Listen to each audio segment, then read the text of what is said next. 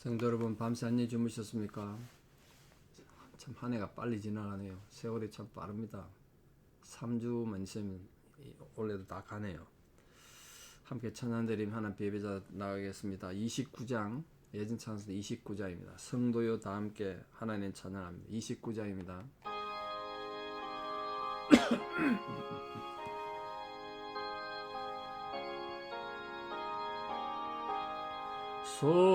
성도여 다 함께 할렐루야매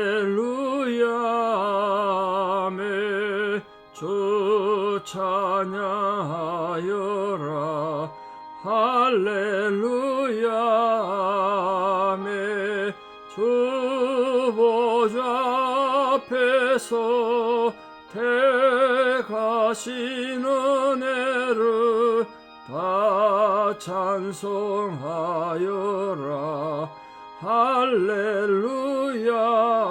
할렐루야매 만문을 열어라 할렐루야매 온 하늘 울려라 할렐루야매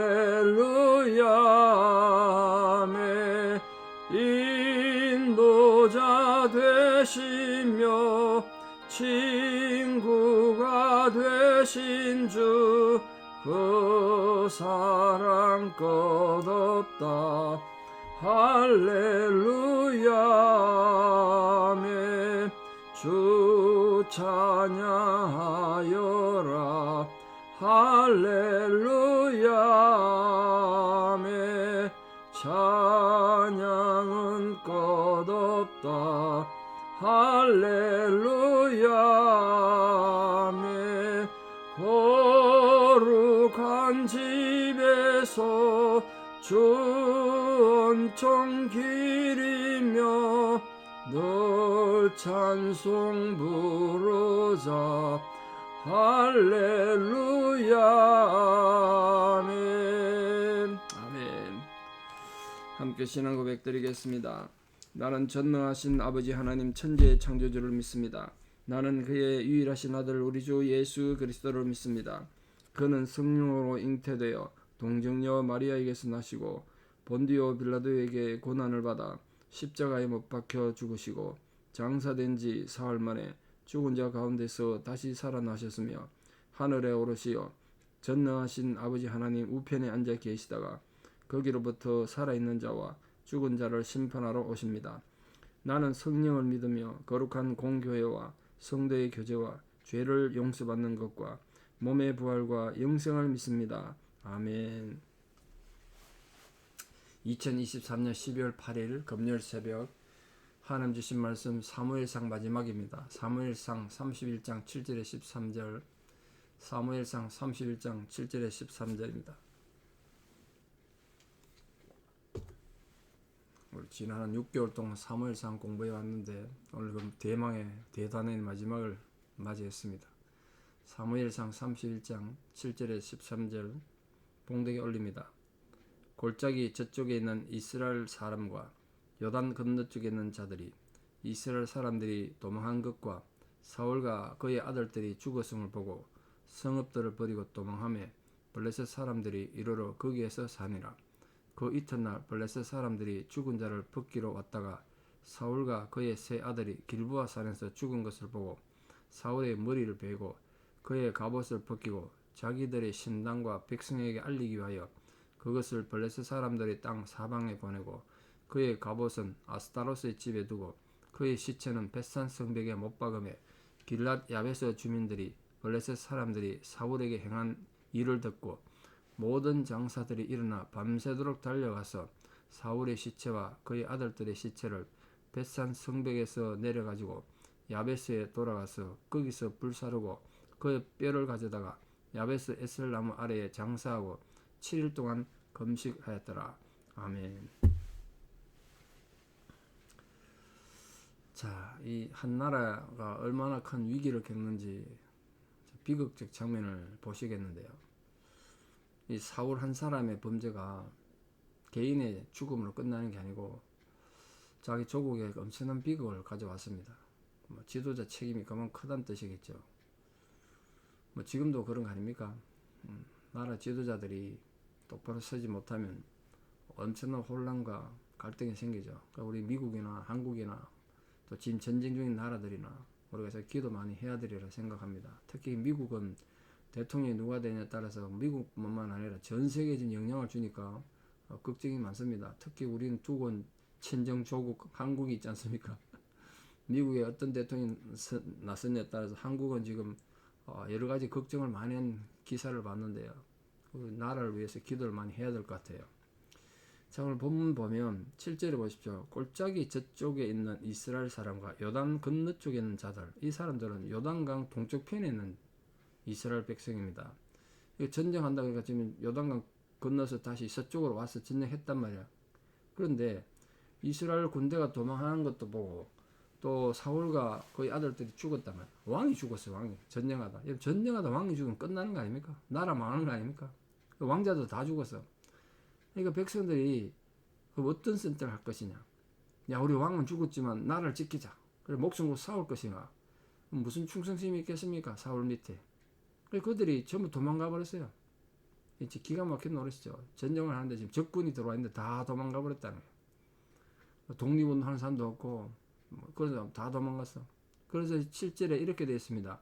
블레셋 사람들이 이르러 거기에서 사니라. 뭐 고대 전쟁의 가장 큰 목적은 땅 빼앗기입니다. 땅 빼앗기. 결국 땅을 다 빼앗긴 거예요, 지금. 거기 돌아 블레셋 사람이 살았대요.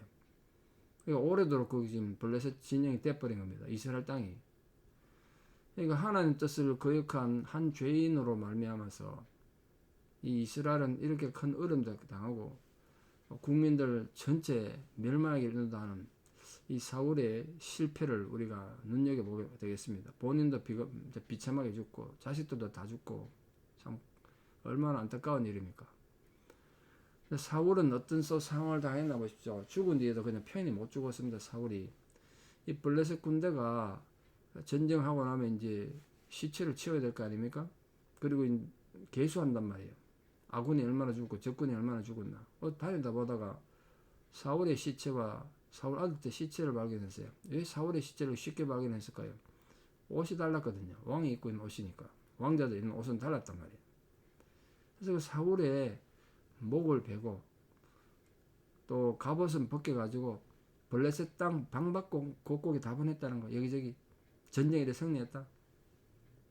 그 자기들 우상의 힘으로 전쟁 이겼다. 백성들에게 전리품을 그래 보냈다는 겁니다.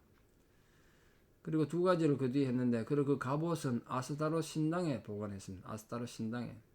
아스타롯 신의 여신인데요. 그 여신의 도움으로 승리했다고 그 신당에 갑옷을 갖다 바친 겁니다. 전리품을. 그리고 이 사울과 그 아들 때의 시체를 목을 벤 뒤에 벳산 성벽에 못 박았대요. 잘 생각해보세요. 그림이 참 끔찍한데 새벽에 참 설명이 좀 민망합니다만, 시신을 벽에 못 박으려면 어떤 식으로 못 박아야 되겠습니까? 어떻게 못 박아야 돼요? 뼈 같은 거에서 못이 안 들어가니까 가만히 가슴 부분이나 이런데 해가지고 큰 말뚝 같은 거 해가지고 시신에 그냥 벽에 붙어 있습니까? 성벽인데 그것도. 그래서 말뚝 같은 데서 매달아 놓은 거예요. 참 비참한 상황 아닙니까? 특히 유대인들은 죽은 뒤에 시신이 온전히 장례 지내지 못하고 이렇게 훼손당하는 건 굉장히 수치로 여기고 저주로 여겼단 말이에요. 이게 블레셋 사람들의 승리는 그들의 승리가 아니고 사실은 역사의 주인이신 하나님의 개입 때문에 된 거 아니겠습니까? 그들은 헛된 자기들 신의 도움으로 승리했다 착각한 거죠. 네. 이 아스타롯은 아스타롯의 집이라는 것인데, 아스타롯 이 신전을 말하는데 바알 신과 부부신입니다. 부부신. 바알은 하늘에 있고 아스타롯은 땅에 있는 신인데요. 가나안인 농사의 신도, 농사, 풍요와 농사의 신이에요. 그 바알과 아세라가 만나가지고 부부관계 가지면 신이 기분이 좋아가지고, 바알이 기분이 좋아서 하늘에서 비를 내린다. 그게 비라고 생각했어요. 그래서 아주 엄란한 종교입니다. 아스타롯은. 이때부터 이제 이스라엘 땅에 계속 이 영향을 줍니다. 아스타롯이. 이때 돌은 이 우상이. 근데 이 신전이 어디 있었느냐면 베산이라는 근처에 있었습니다. 베산에 이 신전이 있었어요. 그 이스라엘 나라와 그 요단강 계곡이 있는데요. 와디라는 계곡, 그 교차 지점에 베산이라는 곳이 성읍이 있는데 거기에 아스타로 신전이 있었단 말이에요. 그 신전은 벽에다가 시신을 왜 박아서 그 매달아 뒀냐면 그게 이 블레셋 군대가 자기들 신에게 영광을 돌리는 행위였어요. 신에게도 제사를 드려야 제물을 드려야 되는데 이 몸뚱이를 갖다 드린 거예요. 그 우상을 섬기니까 뭐 그런 잔인하고 이렇게 참 지지분한 짓을 한 겁니다. 이 죄인은 우상을 즐기게 하는 도구로 사용될 뿐이다. 사울의 몸 보세요. 비참하게 죽은 것도 참 부끄럽고 억울한데 신전 벽에 그냥 매달렸습니다. 이렇게 끝났으면 참 서글플 뻔했는데 11절 이해 보십시오. 길앗 야베스 주민들이 등장합니다. 길앗 야베스 사람들이 블레셋 사람들이 사울에게 행한 일을 들었대요. 사울이 전사했다는 것, 사울이 목입에 있다는 것, 베산 성벽에 지금 박혀 있다는 것. 그걸 듣고 마음이 아팠습니다. 길앗 야베스 사람들이 누구죠? 예전에 암몬 족속들이 길앗 야베스 사람들을 침노해가지고 항복하는데도 항복도 안 받아들이고 너희들 목을 다 벨 것이다. 발목 손목 다 자르겠다. 막 이랬던 상황에서 사울이 가서 구해준 적이 있습니다. 이 사울 전체 생애에 전 생애에서 길앗 야베스 사람들을 구원해 준 건 굉장히 기억될 만한 사건이고 아주 긍정적인 사건, 그 유일한 사건이 아닌가 싶은데요. 그때만 해도 사울은 하나님 앞에 헌신하고 하나님 앞에 순종한 왕이었기 때문에 큰 대승을 거두고 길앗 야베스 사람들을 구원해 줬습니다. 그때 은혜를, 그게 지금 뭐 수십 년 전 일인데 사울도 왕위에 40년 있었으니까요. 수십 년 전 일인데 그걸 잊지 않고 이렇게 은혜를 갚았다고요. 이게 참 중요하죠. 작은 은혜라도 베풀었더니 나중에 은혜를 돌려받습니다. 길앗 야베스 사람들은 암몬의 침략으로부터 구출해준 이 사울의 도움, 선행을 잊지 않고 각골난방이죠. 각골난방. 뼈에다가 은혜를 새긴 그런 상황이라 이게 얼마나 위험한 상황입니까? 적진에 들어가가지고 몰래 그것도 시신을 가져와야 되니까 그 밤새도록 달려갔다니까. 밤에 간 겁니다. 밤에 몰래 가가지고 그 블레셋 군대가 사울의 시신 가져가는 그냥 두겠습니까? 만약 알면 이거 목숨 건 겁니다. 목숨 걸어. 정말 위험한 거예요. 그걸 했다는 거예요. 그 사울의 시신을 몰래 빼내와서 훔쳐와서 장례를 치렀다는 장례를. 이게 장례 치른 장면을 보십시오. 하나님은 인간들이 이렇게 사울이 범죄해서 이렇게 비참하게 죽어도 마지막까지는 그 명예는 보존하셨다. 그 참 은혜죠. 그 은혜. 사울이 비참하게 죽도록 내버려 두지 않고 시신이라도 훼손되지 않도록 가서 장례를 치렀습니다. 근데 장례를 어떻게 치렀는가가 중요한데요. 화장했습니다. 돌아가서 불살랐다 되어 있지 않습니까? 화장했어. 이스라엘에서는 화장하는 법이 없습니다. 시신을. 그 시신을 화장한다는 건 굉장히 혐오할 만한 일이고 하나님과 관계가 단절됐다는 걸 그럴 때 시체 처리하는 방법으로 성경에 등장합니다. 그래서 이 똑같은 사건을 역대기에서는 목이 잘렸다든지 사울이 화장됐다 이런 얘기 없고 그냥 매장했다. 사울이 전사해서 땅에 묻었다 이렇게 기록하고 있습니다. 이 역대기는 이 이스라엘 백성들이 바벨론 포로로 갔다 와가지고 그 포로 갔다 온 다음에 나라의 재건을 위해서 썼던 성경이다 보니까 이렇게 비참한 내용이나 비극적 내용이나 이런 거 쓰지 않고 좋은 내용만 써놨습니다. 그래서 이걸 딱 뺐어요. 이거 안 좋았다는 뜻이죠. 왜 불태웠을까요? 사울 시신을. 생각해 보십시오. 목은 잘랐지. 시체가 또 성벽에 박혔지. 시신이 온전할 리가 없죠.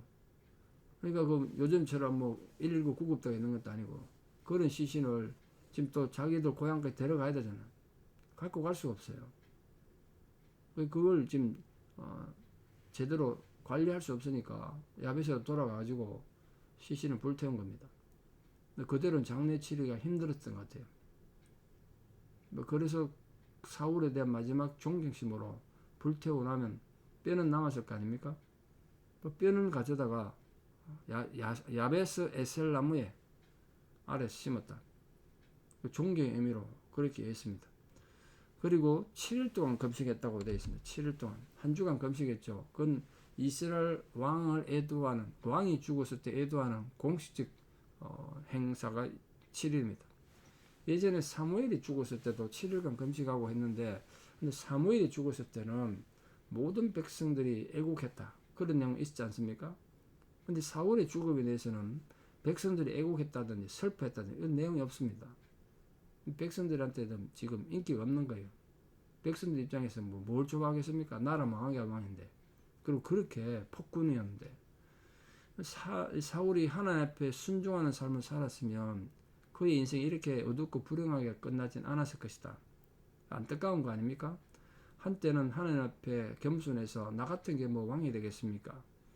그리고 물건 뒤에, 그 행구라고 표현하는데요, 쌓아둔 물건 뒤에 숨었던 겸손했던 왕이, 그 목숨 걸고 길랏 야베 사람들을 구원했던 충성스러웠던 왕이, 그 다윗이라는 개인에 대한 질투심, 그 자기 내면에 있는 그 죄를 극복하지 못해서 하나님을 대적하는 삶을 살다가 이렇게 비참하게 생을 끝냈습니다.